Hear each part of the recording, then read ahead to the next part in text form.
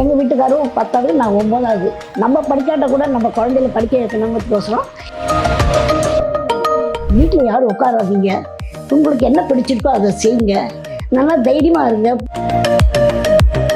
எனக்கு வந்து 4 சுவரை சுற்றி சுற்றி எத்தனை நேரம் பார்த்துட்டு இருக்குது அப்படின்னு எனக்கு ரொம்ப இதுவாயிடுச்சு.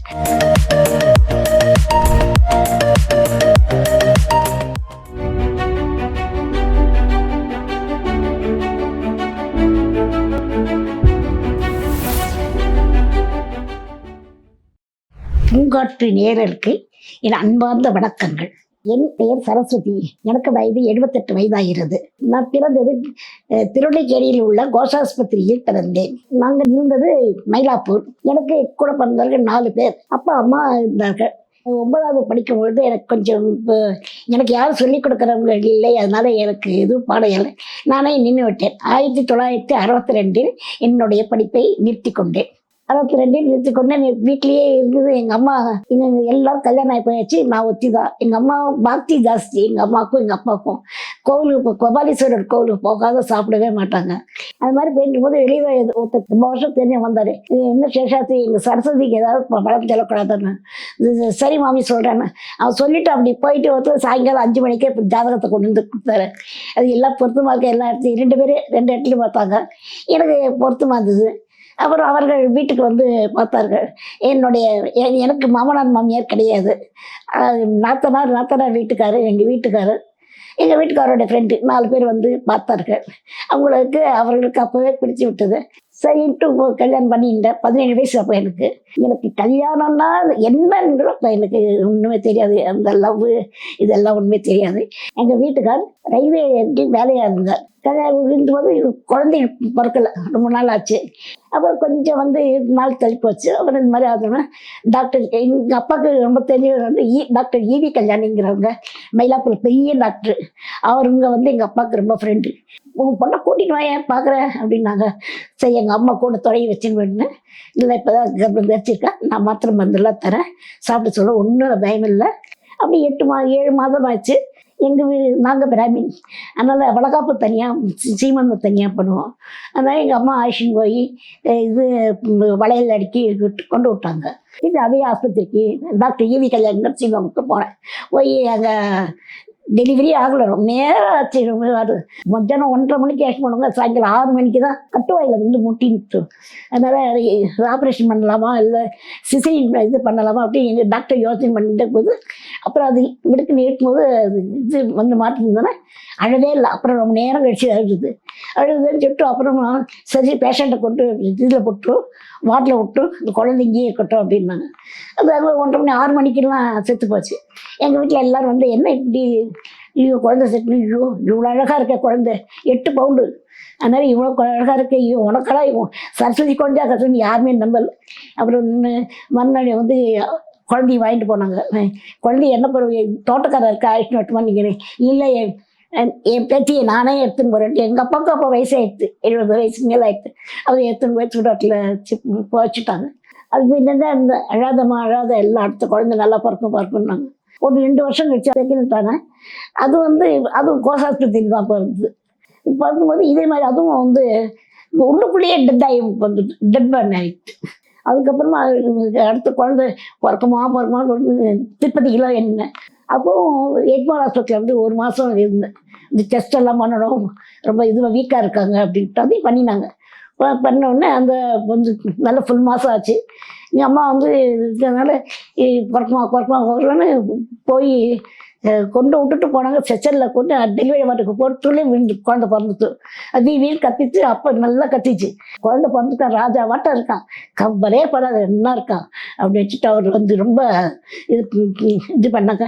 எங்கள் அம்மா வந்து அப்போல்லாம் ட்ரெஸ் எல்லாம் சேஞ்ச் பண்ணோம்னால எடுத்து நின்னாங்க. சரஸ்வதி குழந்தை பிறந்துட்டு நீ சாயங்காலமாக வந்து பாரு, பிள்ளை குழந்தை பிறந்திருக்கான், அருமையாக இருக்கான், நீ போயிட்டு வா அப்படின்ட்டுட்டாங்க. குழந்தை நல்லா வளர்த்தி நல்லா அப்புறம் 6 மாதம் ஆகி வீட்டுக்கு கொண்டு விட்டேன்.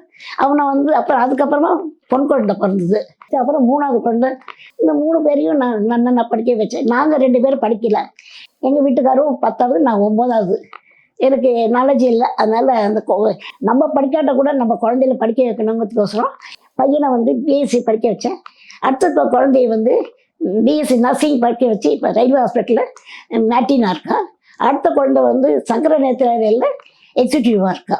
இங்கே எங்கள் வீட்டுக்காரர் ரயில்வே ரிட்டையர் ஆகிட்டார். ரிட்டையர் ஆகி அப்புறம் அவர் கொஞ்சம் ஹார்ட் பேஷண்ட்டு அவரும்.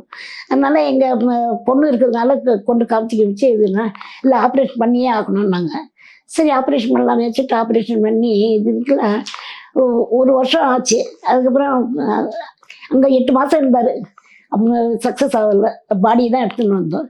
எடுத்துன்னு வந்துட்டு எனக்கு வந்து 4 சுவரை சுற்றி எத்தனை நேரம் பார்த்துட்டு இருக்குது அப்படின்னு எனக்கு ரொம்ப இதுவாயிடுச்சு. எனக்கு வீட்டிலே உட்காந்துருக்க முடியாதுப்பா, எனக்கு ஒரு வெளியில் போய் 4 பேரை பார்க்கணும், போகணும், பேசணும் எனக்கு இது இருக்குது.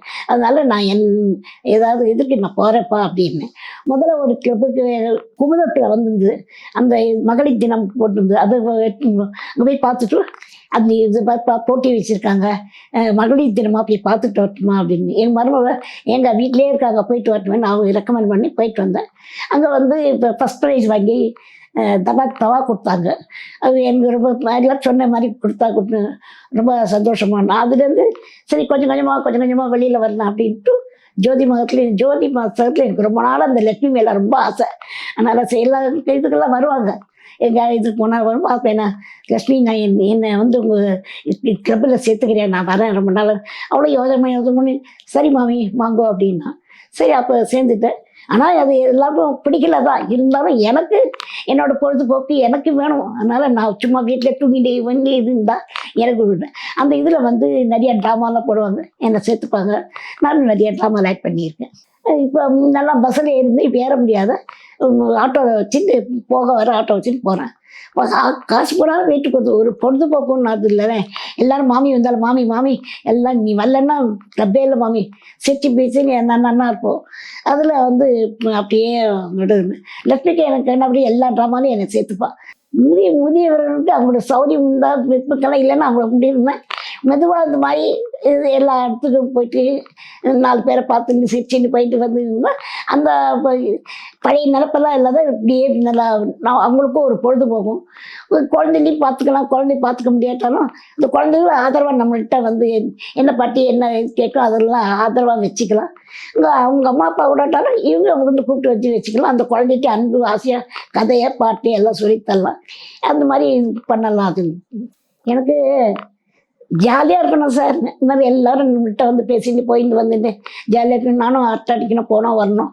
சும்மா உம்முன்னு உட்கார முடியும். டிவி பார்க்குறோம் மீதி தாட்டிலனா இது எல்லாத்தையும் நம்மள்கிட்ட வந்து பேசி மம்மி எப்படி இருக்க, நான் சௌக்கியமாக இருக்கலா, என்னென்னு இப்போ நல்லா இருக்கேம்மா அப்படின்னு சொல்லிட்டு ஒரு சக்ஸஸ் இந்த மாதிரி எல்லாருமே இருக்கணும்னு ஆசைப்பட்றேன். வீட்டில் யாரும் உட்காராதீங்க, உங்களுக்கு என்ன பிடிச்சிருக்கோ அதை செய்யுங்க. நல்லா தைரியமாக இருங்க. நல்லா கலக்கலப்பாக எல்லாத்தையும் பேசிட்டு சிரிச்சுட்டு நல்லது. என்ன முடியுமோ அதை செய்யுங்க. முடியலையா ஒரு கதை புஸ்தகம் எந்த புஸ்தகம் படிங்க. அதுவும் முடியலையா ராமா சொல்லிட்டு வீட்டில் இருக்குங்க. என்ன மாதிரி இருக்குன்னு நான் வந்து மடாம்லாம் போட்டுருந்தேன். ரொம்ப நல்லா போடுவேன், விற்கவும் விற்றுருந்தேன். சரி சும்மா இருக்கமே அப்படின்னு சொல்லிட்டு ராத்திரி கிளறிச்சு காத்தால 6 மணிக்கெல்லாம் கொண்டு போட்டுருவேன்.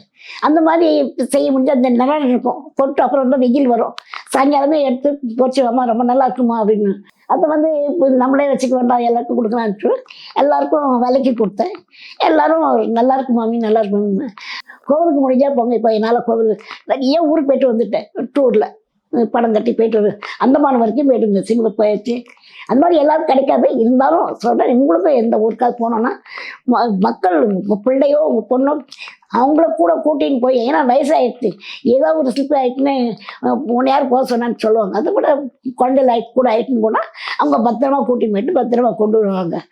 நம்ம ஆசை அவர் தான், வேறு ஒன்றும் நம்மளால் என்டர்டைன்மெண்ட் பண்ண முடியாது. இதெல்லாம் பண்ணிங்கன்னா நமக்கு கொஞ்சம் பொழுதுபோக்கும் எல்லாம் நல்லா இருக்கும். என்னோடய வாழ்க்கையை பற்றி நான் சொன்னேன். உங்களுக்குலாம் இதெல்லாம் பிடிச்சிருக்குன்னு நினைக்கிறேன். இந்த மாதிரி எல்லாம் இருங்க, எனக்கு ரொம்ப சந்தோஷம். Thank you so much. பூங்காற்று இது நாளைய நல்வாழ்விற்கான வழிகாட்டி.